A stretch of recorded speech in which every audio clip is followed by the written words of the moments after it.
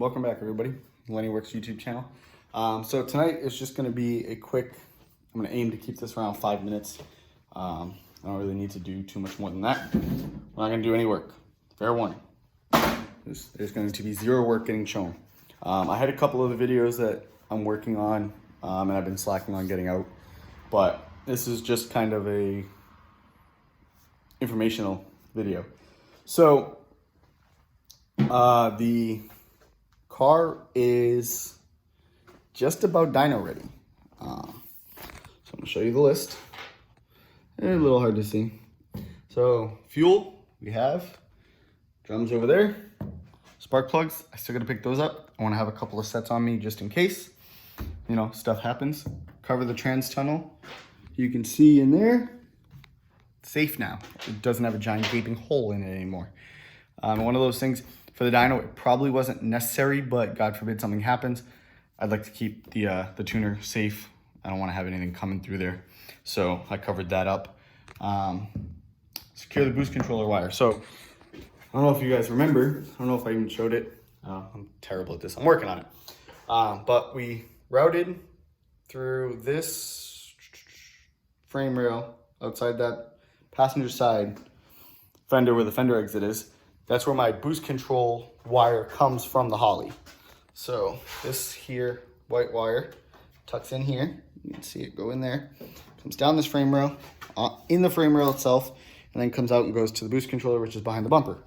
Well, the wire is just kind of loosely dangling there because I knew I had to secure it at some point, and I just was trying to tackle other stuff, so it's that. So what I did is I had some smaller braided line that I just clipped the ends off of, excuse me, and I re-pinned that wire and clipped it back into the boost controller after running it through that piece of stainless. And then in the fender well, or in the frame rail itself where I trimmed to get the 5-inch fender exit exhaust out, I just kind of rolled things up to keep things kind of, you know, not sharp, but still kind of rigid. So I tucked it behind those and I pinched it with the metal. So it's held in place, but the metal's pinching on the braided line, which has a nylon liner in it. So the wire is safe and up and out of the way, and it's not gonna go anywhere. I pulled on it pretty good. It's not moving. So that's secure. So now the boost controller is secure. We have this bracket on the radiator now, so that that's not wiggling around. Boost controller's plumbed, wired. Water meth works. I don't think I showed you guys that, but it is fully operational. It's powered, everything. It is set up for PSI based adjustment. So when it sees, it's either 6 or 8 pounds. I forget what the guy told me it was set to. But when it sees a low amount of boost, it's gonna kick on. The wastegate springs are 8 pounds. So we'll see pretty quickly on the dyno if it's 8 pounds or 6 pounds or whatever, because all of a sudden the fuel is gonna spike, or the air fuel ratio is gonna drop and go super rich. Or not super rich, but it's gonna richen up because of the methanol being sprayed in. Remember, it's on straight meth. It is not gonna be on windshield washer fluid or any of that crazy shit, straight M1. So we should see a visually, we should be able to record the difference.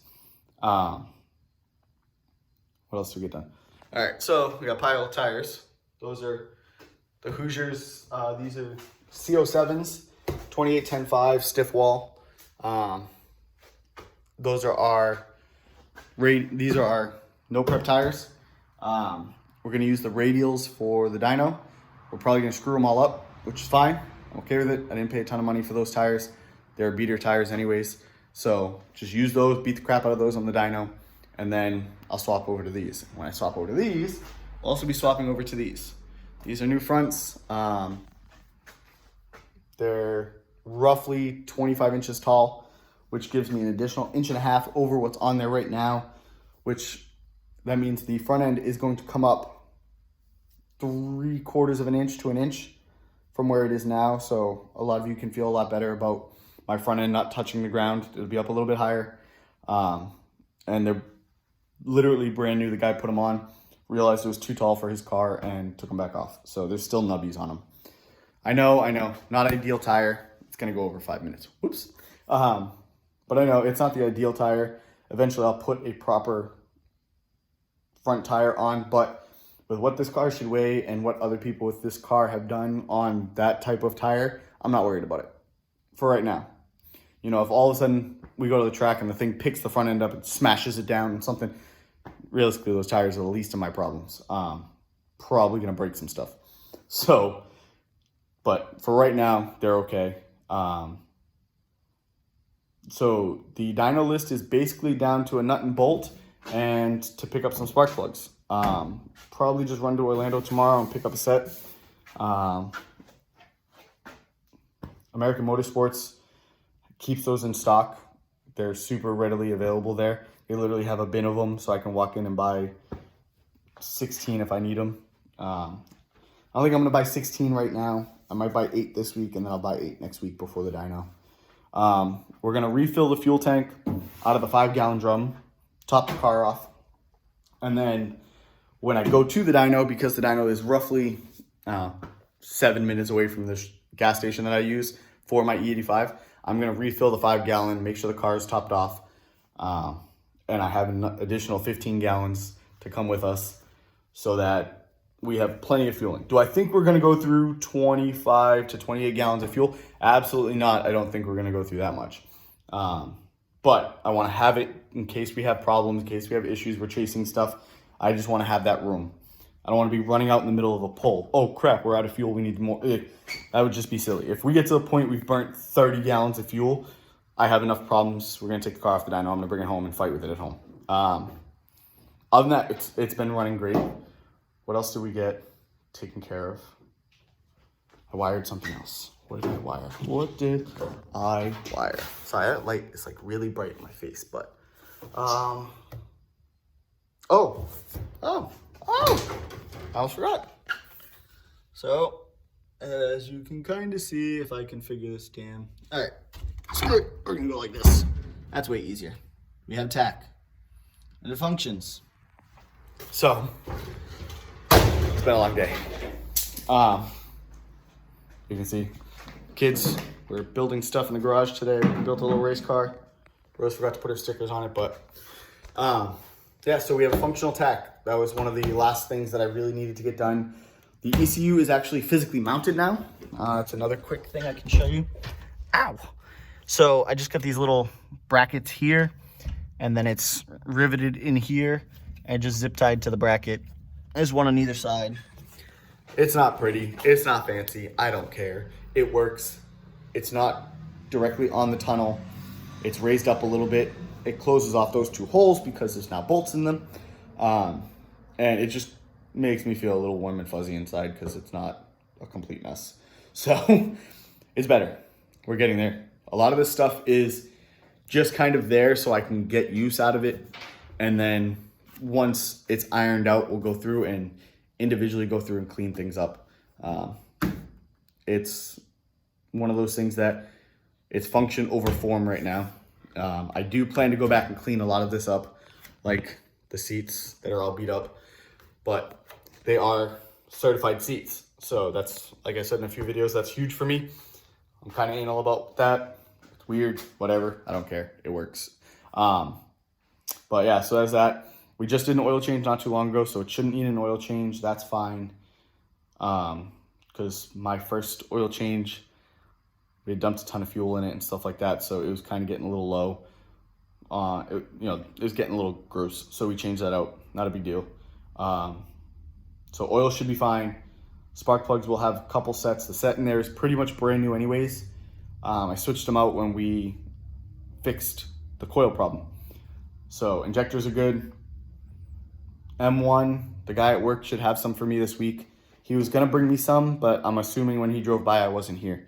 So just kind of is what it is. But, and then from there, so what you can see, this does have a date on it. This says 12/28/20. So it gives us 1 week, 7 days from tomorrow to try and have this ready. That is the goal. And if Monday goes well, Wednesday we go testing, which means Tuesday I have to do tires unless I get them done beforehand. They don't have a tire machine, which is fine. It just means I got to find somewhere to get some tires mounted. I'm going to see if the guys across the street from work can do it. If not, then I'll just find a local shop that can switch out some tires. But ideally, I want to go Wednesday. So if we could have it tuned Monday, test Wednesday. That's the plan. Mostly because I'm being petty. I'll be honest, I'm being petty. My team, we're a bunch of assholes. Pardon the French, but there's no other way to say that. So we talk a lot of crap to each other, and unfortunately this car has taken me all year to build with the move and everything else and learning all of this stuff. So I kind of want to just make a pass by the end of the year, because right now I'm in the bottom end of the list because of the one pass I got out of the hatch, and it went 11.3, which in our group of people puts me at like second or third from the bottom. So I want to make a pass, hopefully a lot better than 11.2, 11.3. If it does well Monday, maybe I'll post a video. The video for the dyno will be up on the YouTube channel. I might go live for a pull or two. It's not going to be the whole thing. Kind of going to save it for this. You know, gotta play the politics of YouTube, right? But given that when the YouTube video for the dyno comes up, that's probably where you'll have a better estimate from me as to what I expect out of the car. You know, if the car starts fighting us and we make 500, it's going to be significantly slower than if we make 750. So I don't plan to go too much over about 15 to 17 pounds. I don't really see it needing much more than that. There's a lot of learning I need to do in the car, so I don't want to go crazy the first time out. So we'll have wastegate, and then I want to have it tuned up to a certain amount. Just that way it will progress as the boost goes up, the fuel will go up and all that stuff. The Holley does that kind of stuff. So I'm not worried about upping it from there, but I don't want to go out there with 900 horsepower if this thing makes it, but I don't want to go out there with a ton of power and not know what to do with it. So the plan is to do baby steps. The first few passes, the boost controller won't even be turned on. It'll only be on wastegate, and I'll see what it does. Make sure it goes down straight. Make sure it's not doing anything crazy. It's not wheeling. It's not trying to kill me. No weird sounds or anything like that. And then after probably the second or third pass, no, who am I kidding? I'm retarded. If pass one goes good, the boost controller's going on, because I'm dumb and I say I'm going to take things slow, and I try to, and then as soon as I feel comfortable, which is generally after the first time I do it, and that initial like gut-wrenching, I hope this doesn't blow up feeling goes away, it's full send. So that's probably what'll happen. But yeah, that's the plan. So there goes my whole 5-minute video thing. I guess we're up to 15 minutes, but we're ready. Spectacles, testicles, wallets, and watch. That's where we're at. It's running on 8. It sounds healthy. The tires, like I said, are going to get switched out after the dyno. Hopefully we'll go testing. The plan is to get some testing in. I know there's a no prep test the 3rd of January, so the Sunday following. I don't know if I'll make that. It would be nice, but I don't know if I'll actually make it. So I want to try for at least Wednesday. I want to try and get a pass in before the end of the year. Ideally, it would be something serious, but it all depends on Monday. So that's where we're at. So I say so a lot. I'm sorry. You know, yell at me in the comments. It's fine. Oh, the other thing we'll have to do after the dyno is I have to actually finish this stuff. I hear some wishy-washy things about tech, and that's more or less I want to do it because I just want to be safe. I got enough issues to worry about. I don't need to worry about firewall problems. So at a bare minimum, I will get the 3 walls done so that it is enclosed there.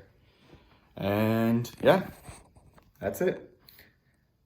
So comment, like, share, subscribe, and tune in for next week's video. Ideally, that video will go up Monday night. It'll really depend. I have Monday off, so that's the way they're doing my holiday. I have Friday and Monday off, so we'll see what time. I'm aiming to be at the dyno early.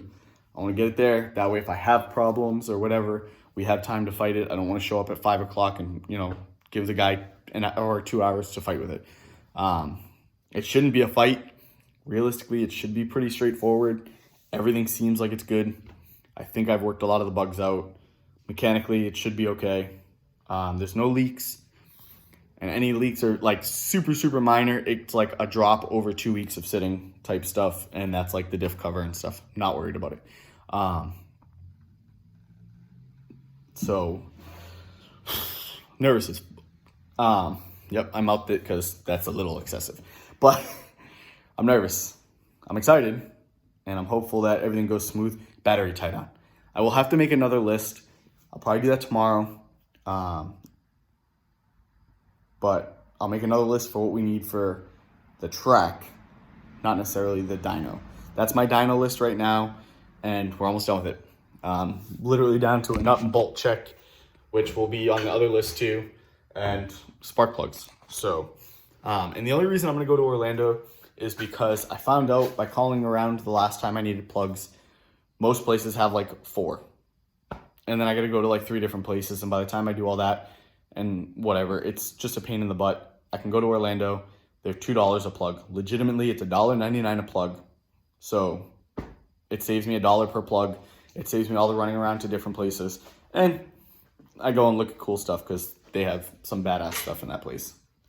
They have hot rods and stuff like that just chilling. So it's cool. It's always a good time to go. So I should have ended this video, but I remembered stuff. And I use these videos kind of categorized so I can remember my own stupid stuff. But that's it. I'm ending this at 17 minutes. Comment, like, share, subscribe. Get up and get after it.